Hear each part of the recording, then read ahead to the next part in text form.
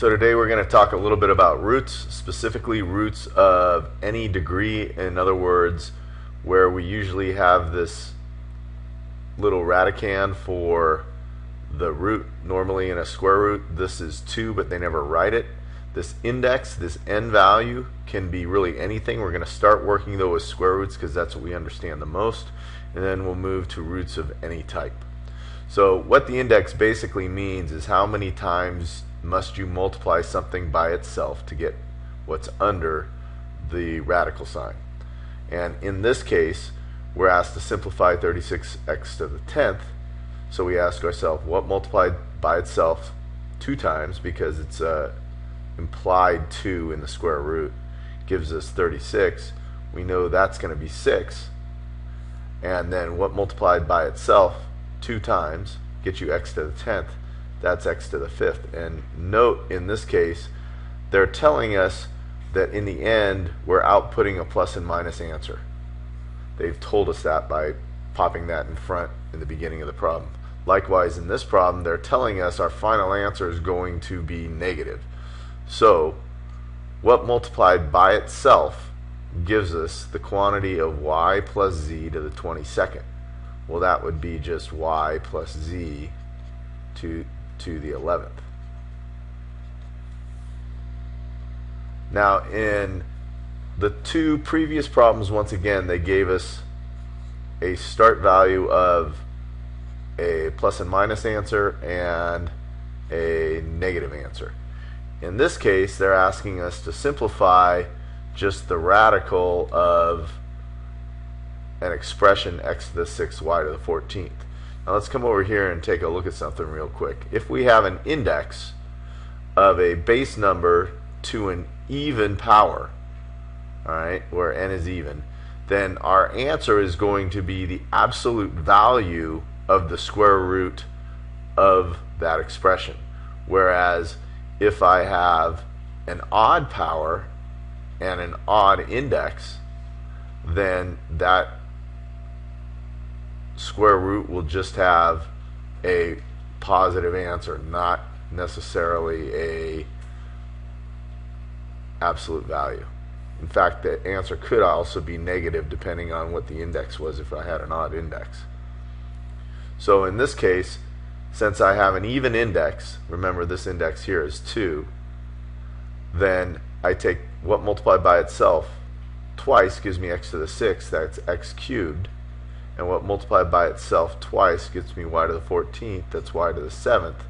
But since we have an even index, we give an absolute value to that.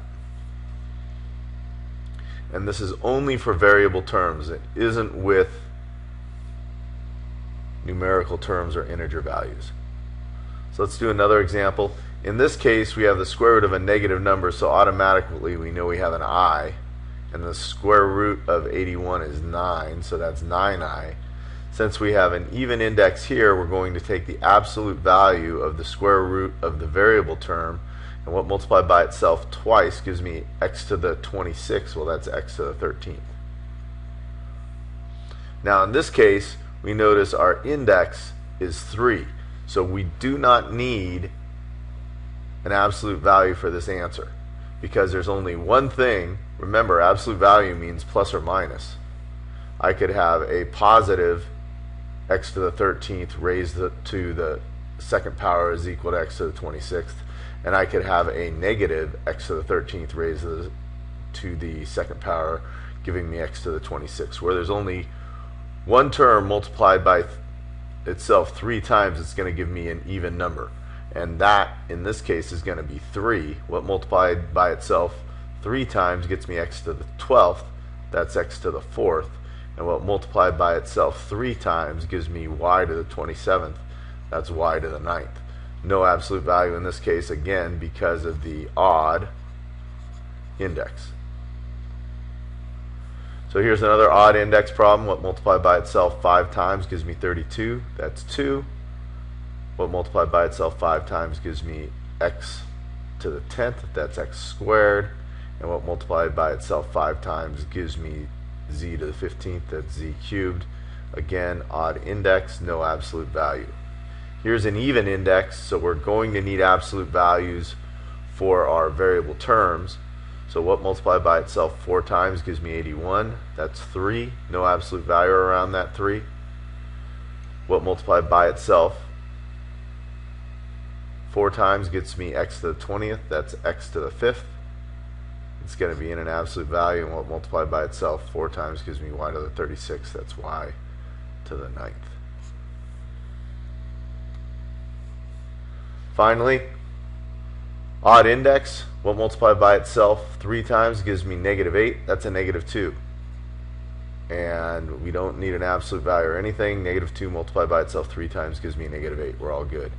I have x to the 7th, and then y to the 8th.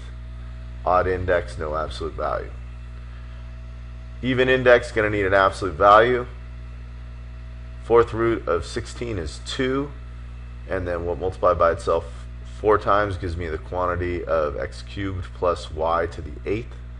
That's going to be x cubed plus y quantity squared. And once again, even index, absolute value. Short and quick. Do your ConnectEd problems for this and your lesson summary for lesson 39, and we'll talk to you tomorrow.